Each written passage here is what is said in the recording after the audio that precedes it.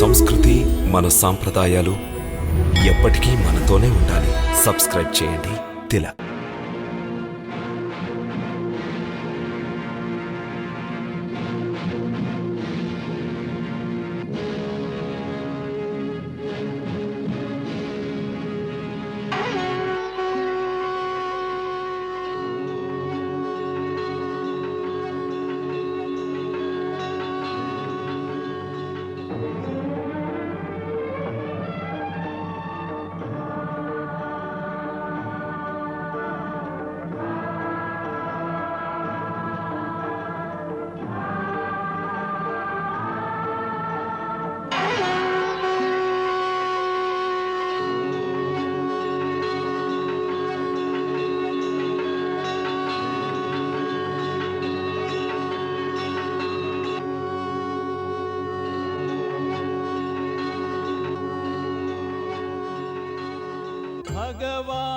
भगवासनस्तिदे देवी परब्रह्मस्वरूपिणी परमेश्वरी जगन्माता महालक्ष्मी नमोस्तुते।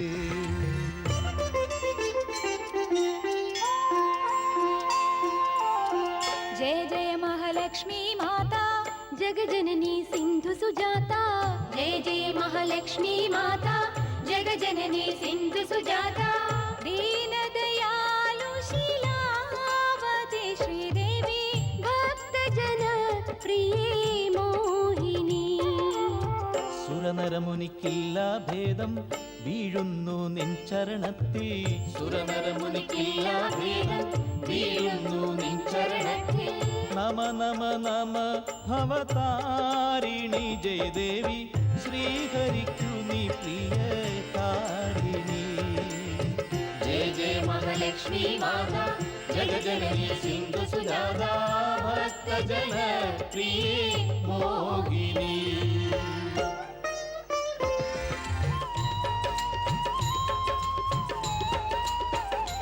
മഹാലക്ഷ്മി പലവിധ രൂപമല്ലോ.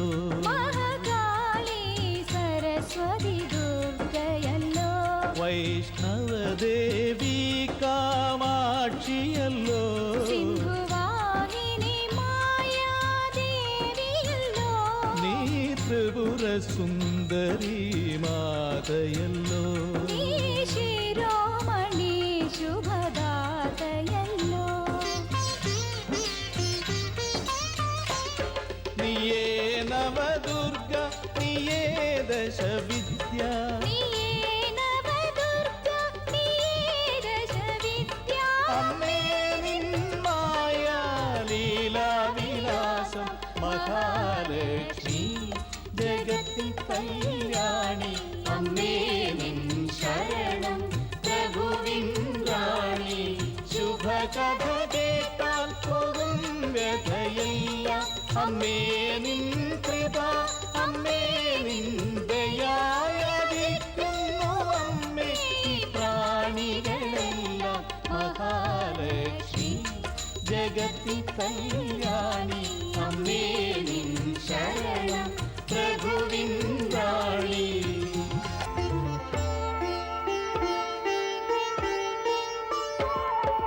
ബ്രഹ്മാ വിഷ്ണു മഹേശ്വരൻ കൈകൂപ്പുന്നല്ലോ. അമ്മേ കൈകൂപ്പുന്നല്ലോ. ദേവകളും നാരദനും ദേവകളും നാരദനും ഗുണഗാനം പാടും. ഓം ജയലക്ഷ്മി മാതാ. മഹാലക്ഷ്മി മാതാ ജയ മഹാലക്ഷ്മി മാതാ. കാത്തരുളേണം ഞങ്ങളെ കാത്തരുളേണം ഞങ്ങളെ. സ്നേഹഭരി മാതാ. ഓം ജയലക്ഷ്മി മാതാ. ജയലക്ഷ്മി മാതാ ജയ മഹാലക്ഷ്മി മാതാ. ജയലക്ഷ്മി മാതാ.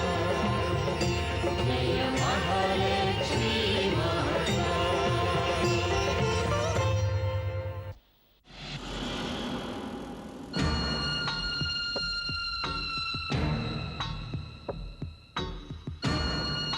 మాత, ఇక నీవి శోకాన్ని విడిచిపెట్టు. తండ్రి గారికి రోధించడం ఇష్టముండదని మీకు బాగా తెలుసు. వారు సదా సర్వదా లోకుల్ని రోధింపజేసేవారు. ఇప్పుడు నేను సింహాసనాన్ని అధిరోహించి నా కర్తవ్యాన్ని నెరవేరుస్తాను. అలాగే మన శత్రువులకు రక్తాశ్రువులు తెప్పిస్తాను. కానీ పుత్ర, నీవు నీ విద్యను పూర్తి చేయవలసి ఉంది. గురుకులానికి తిరిగి వెళ్ళాలి. లేదు మాత, నేనిక గురుకులానికి వెళ్ళను. మన రాజ్యభారాన్ని వహిస్తాను.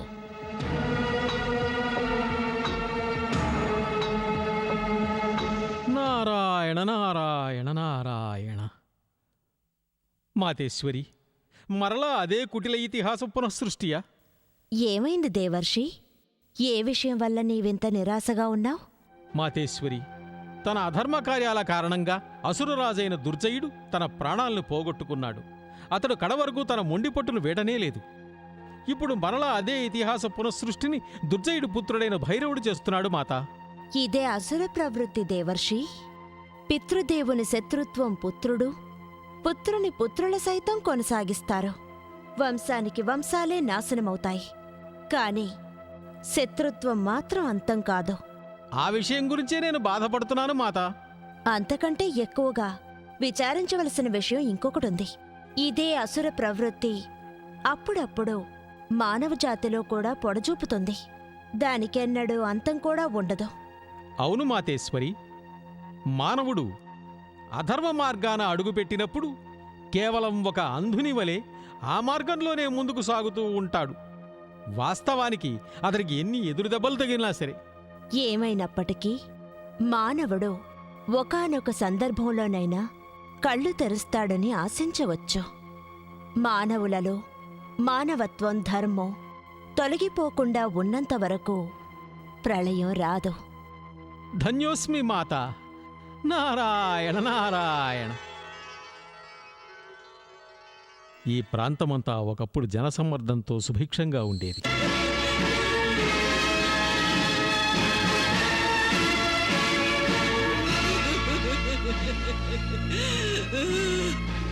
రామచంద్ర, ఇదే తాటకి.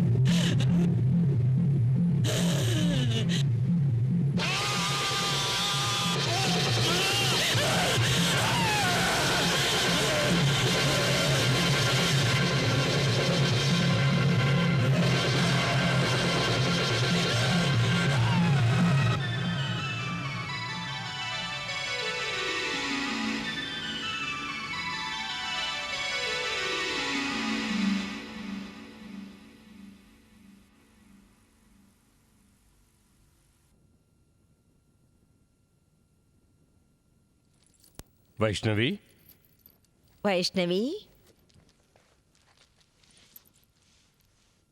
వైష్ణవి, బాల్యదశలో నువ్వు ఆటపాటలతో ఆనందిస్తూ ఉండాలి. మరి నువ్వు ధ్యానం చేస్తూ కూర్చున్నావే? పితృదేవా, అన్నిటికంటే ఎక్కువ ఆనందం ప్రభువును ధ్యానించడంలోనే కలుగుతుంది. నేను ప్రభువును ధ్యానిస్తూ ఆయన పేరే జపిస్తున్నాను. శ్రీరామ శ్రీరామ శ్రీరామ. శ్రీరామచంద్రుడా? అవును మాతా. నేను శ్రీరాముని ధ్యానం చేస్తూ నా మనోనేత్రంతో ప్రభు దర్శనం కూడా చేసుకున్నాను. అంటే దీనర్థం ప్రభువు నీకు తన దర్శనాన్నిచ్చి అనుగ్రహించాడా? అవును పితృదేవా, నేను ఆయన్ని రాక్షసైన తాటకిని వధిస్తుండగా కూడా చూశాను. నిజమా? ఇది చాలా పెద్ద శుభవార్త. పితృదేవా, అధర్మురాలైన రాక్షసి తాటకి వధని చూస్తుంటే ఎంతో ఆనందం కలిగింది.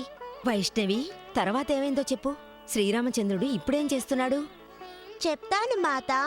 ఈ సమయమున శ్రీరాముడు తన భ్రాత అయిన లక్ష్మణునితో పాటు విశ్వామిత్ర మహర్షి యజ్ఞాన్ని రక్షించడానికి ఆయనతో పవిత్ర స్థానమైన సిద్ధాయతనానికి వెళ్తున్నాడు. పితృదేవా, మనం రామచంద్ర ప్రభువుని దర్శించుకోవడానికి ఎప్పుడు వెళ్దాం? నారాయణ, చూశావా మాత, శ్రీరామచంద్రుని దర్శనం చేసుకోవడానికి వైష్ణవీ మాత ఎంత ఆతృత పడుతున్నదో. అవును దేవర్షి, మానవావతారంలో స్వయంగా భగవంతుడే ధరిత్రిపై ఉద్భవించినప్పుడు ఏ భక్తిగల మానవుడైనా దానవుడైనా దేవతలైనా సరే వారి మనసు ప్రభువు దర్శనం కోసం తప్పిస్తూ ఉంటుంది. నారాయణ నారాయణ మాతేశ్వరి. ఓం ఐం హ్రీం క్లీం చాముండై విచ్చే స్వాహ. ప్రణామం గురుదేవా.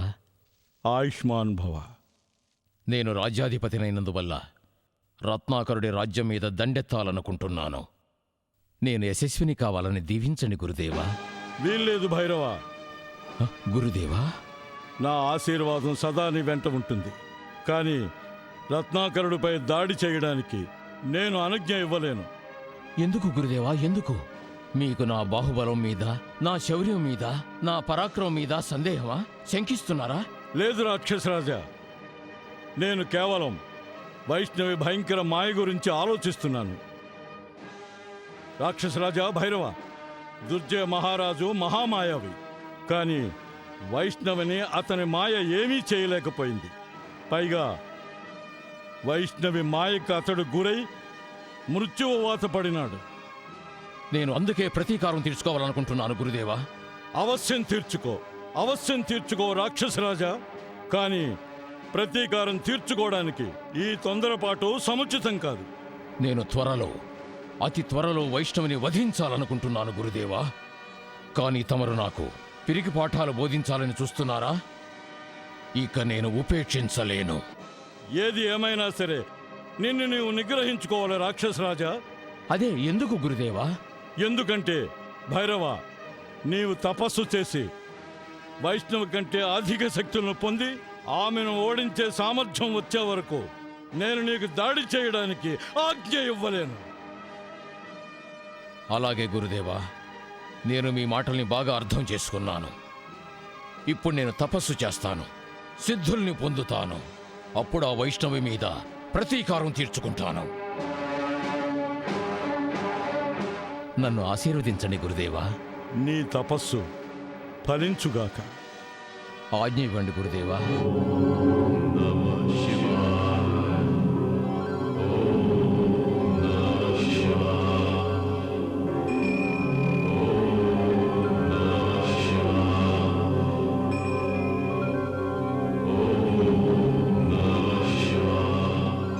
పితృదేవా, మాతా, మీరిరువురు నన్ను ఎంతో ప్రేమగా చూసుకున్నారు. పుత్రి, నీవు పుత్రికా ప్రేమతో మమ్మల్ని ఆనందింపజేశావు. వైష్ణవి, నీ ప్రేమను పొందిన మేము ఇరువురం ఎంతో ధన్యులమయ్యాం. మా ప్రజలు కూడా ధన్యులయ్యారు. మా ఇరువురికి నీ ప్రేమ వల్ల తృప్తి లభించింది. తెలుసు పితృదేవా, అందుకే ఇక నేను నా సమయాన్ని ఎక్కువగా తపస్సులో గడపాలని అనుకుంటున్నాను. ఇక నేను ఘోర తపస్సు చేస్తాను. ఘోర తపస్సా? ఇంత చిన్న వయసులోనా? అవును. కాని దానికి ఇప్పుడు అంత అవసరమే ఉందమ్మా. పితృదేవా, తపస్సు ఏదైనా కోరిక నెరవేరాలనే ఉద్దేశం ఉంటేనే చేస్తారా? అలాంటి తపస్సుకి ఏ విలువ ఉండదు. తపస్సు ఏ స్వార్థంతోనూ కాకుండా భక్తిభావంతోనే చేయాల్సి ఉంటుంది. నిస్వార్థ తపస్సు గొప్పతనం ఆకాశాన్ని తాకుతుంది. పితృదేవా, మాతా, మీరు మీ ప్రేమ అనురాగ బంధాలతో నా తపస్సుకి ఏ అవరోధం కలిగించరు కదా? లేదు పుత్రి. లేదు పుత్రి, కానీ ఒక్క మాట పుత్రి, నీవు తపస్సులో ఎక్కువ సమయం లీనమయ్యావంటే మాకెలా అనిపిస్తుందంటే నిన్ను పోగొట్టుకున్నట్టు అనిపిస్తుంది. వైష్ణవి, అవును, నా ఒడి, నా చేతులు, నా పెదవులు నీ స్పర్శ కోసం తహతహలాడతాయి. నీవు మాకు దగ్గరగా ఉన్నప్పటికీ కూడా దూరమయ్యే ఉంటావు. అవును పితృదేవా, లోకంలో భక్తి రహస్యం చెప్పాలంటే ఇదే. తపస్సు చేసేవాళ్ళు లోకంలో ఉంటూ కూడా లోకంతో ఎలాంటి బంధం కలిగి ఉండరు. మానవుడు లోకంతో బంధాన్ని తెంచుకోకపోతే పరమేశ్వరునితో బంధం ఎలా ఏర్పరచుకోగలడు? అమ్మా వైష్ణవీదేవి, నీ మానవ శరీరంలో ఒక దివ్యాత్మ ఉంది. అందువల్లే నీకు లోకం పట్ల విముఖత చూపడం సులభం. కానీ మాలాంటి సంసారులకి సంసార వ్యామోహం నుంచి, అలాగే పుత్రికా వ్యామోహం నుంచి బయటపడ్డం చాలా కఠినం. మాతా, ఇలా విలపిస్తూ నా దారికి అడ్డు రావద్దు. నేను పెద్ద పెద్ద ఆపదలను కూడా తప్పించుకోగలను. ప్రళయం కూడా నన్ను నిరోధించలేదు. కానీ నేను నా మాత, నా పితృదేవుల అశ్రు సముద్రాన్ని దాటిపోలేను. వైష్ణవి, మీ ఇరువురికి ఇష్టం లేకపోతే అప్పుడు నేను మీ ఇరువురి మమకారానికి నా తపస్సుని పణంగా పెడతాను. వద్దు వైష్ణవి, వద్దు. నువ్వు చేసే ఇంత పెద్ద త్యాగానికి ప్రత్యుపకారంగా మేము నీకు ఏం చెయ్యగలం?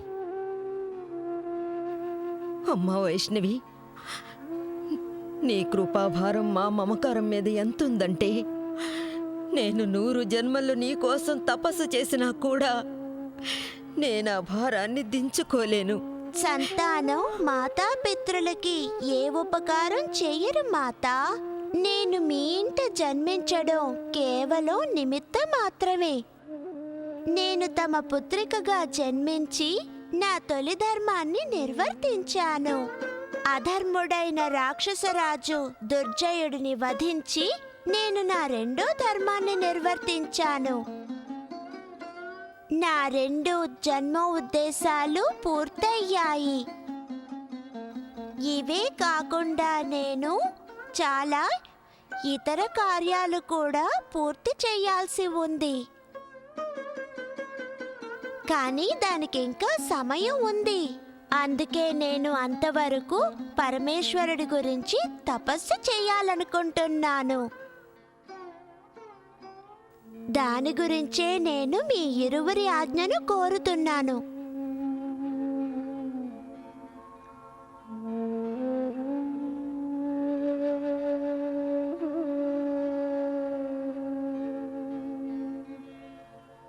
లేదు, ఇలా అశ్రులు చిందిస్తూ కాదు, నవ్వుతూ నాకు అనుజ్ఞనివ్వండి. వైష్ణవి, వైష్ణవి, వైష్ణవి, వైష్ణవి.